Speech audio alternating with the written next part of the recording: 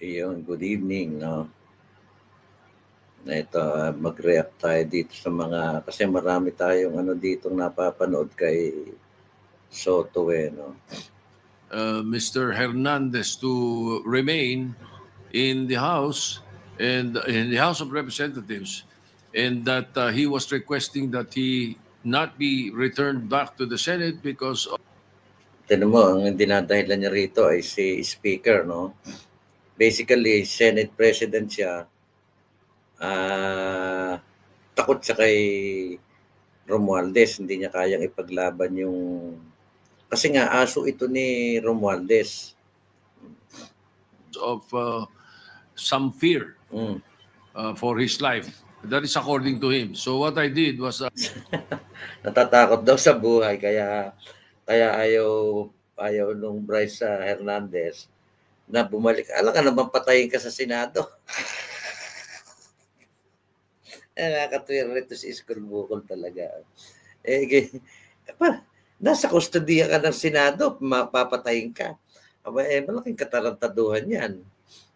So I asked the Speaker what he plans, because we cannot allow that. I said he is under our custody and therefore he is in contempt in the Senate.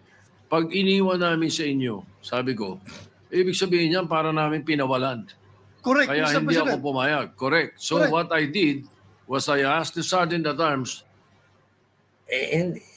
Nasaan ba ngayon yung hindi ba, kumbaga, hindi nyo naman naibalik dyan sa Senate custodial, hindi naman nabalik, dinala nyo yata sa Pasay, di ba? Pasay City Jail.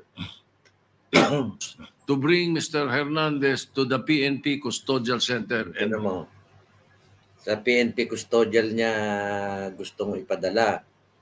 Pero basically, nadala yata sa ang sinasabi ko dito, kaya ganun ang sinabi niya, dali sa PNP Custodial, para mapagbigyan niya si Romualdez, hindi, para yung kanyang amo, itong amo nitong asong si Tito Escalera na si Tamba, sa custodial na lang hindi ibinalik.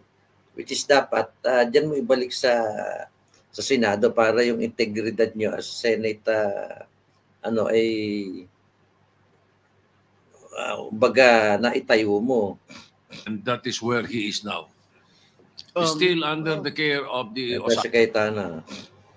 Po sa ating sabihin may mangyayari sa kanya dito. Unang-una po, 24 tayo na lahat independent. Sinabi na rin po ng Senate President na ginagalang natin na independent ang Senate. Never naman po nagkaroon ng problema dito. ZTE, Pangulo pa. I remember dito, munti kaming maghablutan, if Senator Lacson remembers, with former Congressman Andaya, with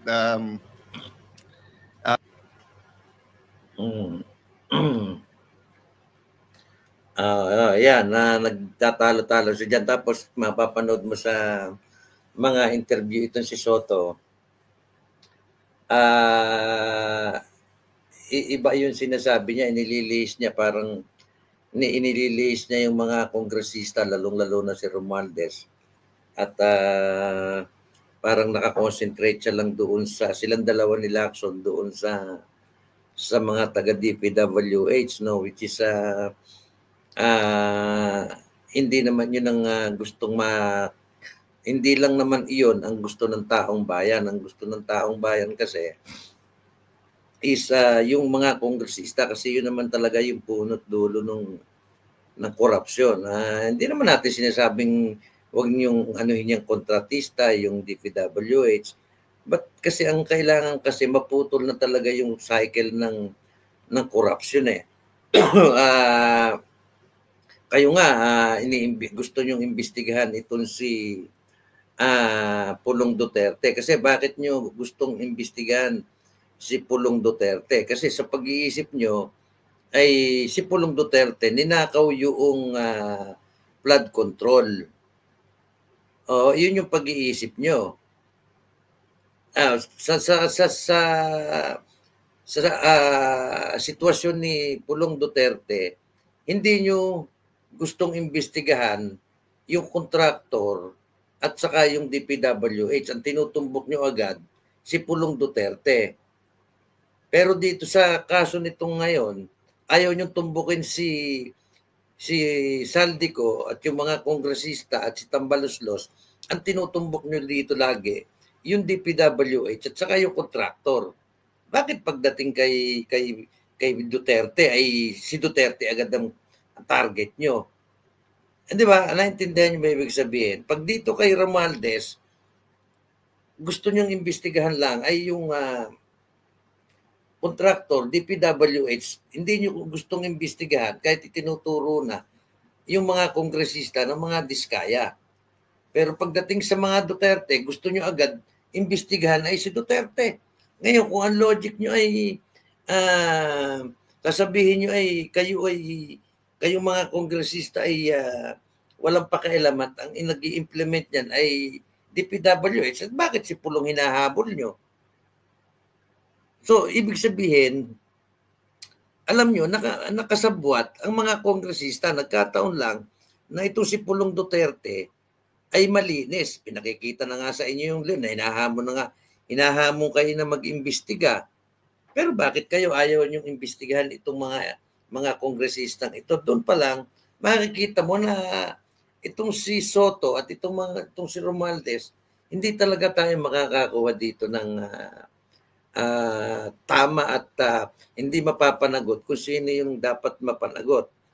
Ngayon, yung taong bayan kasi may nangyari sa Nepal, sa Indonesia, at dyan sa France, ay siyempre kinakabahan dyan si Bongbong Marcos. Kasi pag naman nagwala-wala yung mga Pilipino, ang matatanggal naman, ay siyempre si Marcos. Ngayon, ang duda ko dito, itong si Tito Escalera o si Senator Soto, ako tingin ko dito, in 2 months time, mapapalitan ito.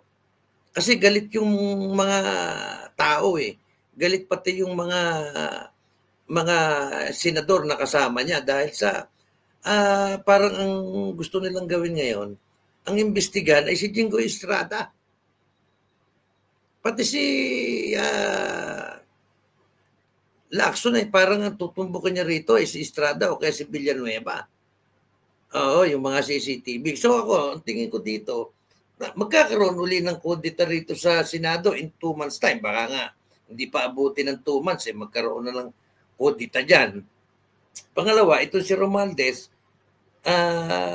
tingin ko ito, hindi na ito mapapatalsik ito. It's a matter of time. Bakit kamo? Nagtayo sila ng independent investigating team, no? Which is yan, hindi tinatanggap ng taong bayan yan kasi alam nyo kung bakit. Kasi yan ay nasa executive unang-una, matagal na resulta yan, matagal na yan, hindi natin alam. Baka tapos na si Bongbong Marcos, nag-iimbestiga pa rin yan. Walang malinaw na ano ang tao dyan, walang malinaw na makukuha ang tao dyan. Kahit na ano pa sabihin nyo, alam nyo na, sa dami ng ninakaw niyan, ikot-ikot lang ang investigasyon. So, ang mangyayari niyan ngayon, itong mga tao na ito, itong mga Pilipinong ito, dahil na-inspire sila, nakakakita. Kaya nga marunong ang Diyos Hindi nyo ba napapansin ang galawan ng Diyos? Pinabaha, lumitaw yung mga ninakaw, na-imbestigahan. Ngayon yung mga tao na nabobola pa ni Marcos, hanggang sa nag-umpisa sa Indonesia, nakita ng Pilipino, bakit hindi gayahin? Nung hindi pa kumikilos ang mga Pilipino, ipinakita pa rin ng Diyos ito sa Nepal. Ito, grabe na ito. Sa France. Ngayon ang sinasabi ko dito, bakit matatanggal itong si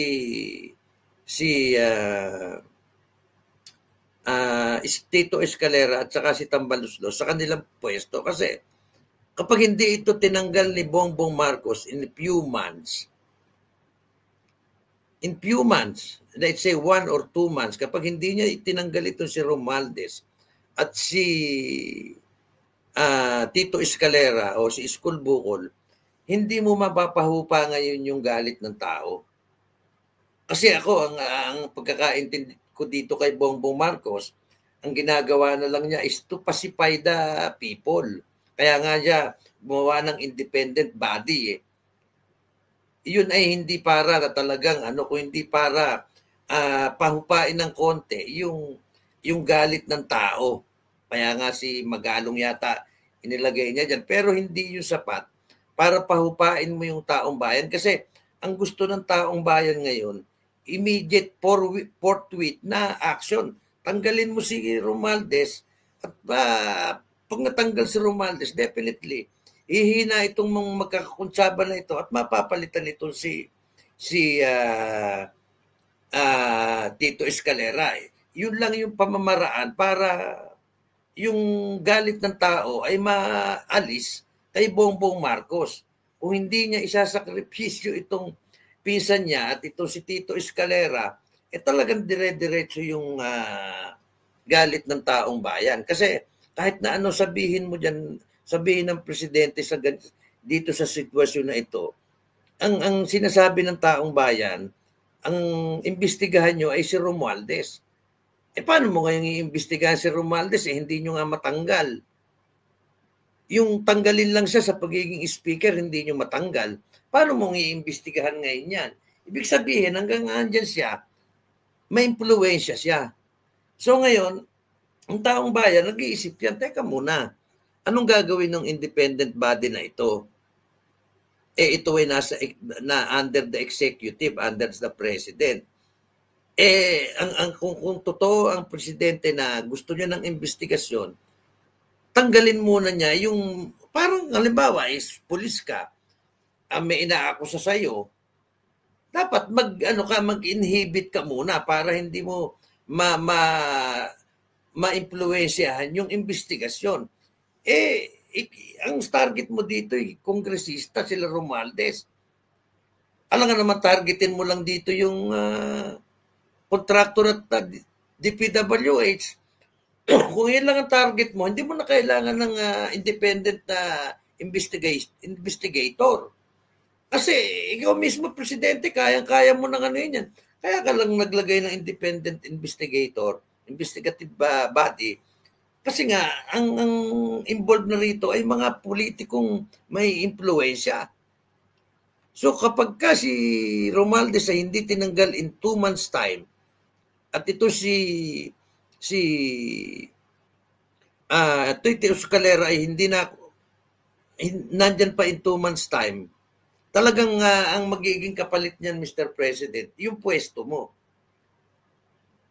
Kasi ang ginagawa nyo kasi pinipilit nyo, akala nyo natutuwa pa akala nyo kontrolado nyo pa yung taong bayan. Hindi nyo na kontrolado taong bayan, sa matter of time, sasabog na yung mga Pilipino. At ang pwede mo lang gawin, Mr. President, para medyo maibsan yung apoy na gusto nang pumutok sa mga Pilipino, tanggalin mo si Tambaluslos. Ito si Tito Escalera, ako, in my opinion, hindi aabot ng 2 ito, mapapalitan ito, makukudita ito. Kasi kung papanoorin mo mga interview niya, wala hindi parang gusto niya linisin yung pangalan nitong mga kongresista. At parang asong-aso dating niya kay Tambaluslos Di ba? Ewan ko, ako, opinion ko lang yon. Ako, tingin ko, in 2 months time, mapapalitan ito si Tito Escalera at ito naman si Romualdez. It's a matter of time kasi nakataya dyan kapag hindi natanggal si Romualdez, yung pagiging presidente mo, Mr. President, tandaan mo yung sinabi ko sa'yo. Kung hindi mo isasakripisyo yan si Romualdez, ikaw ang masasakripisyo. Yun lang at babus.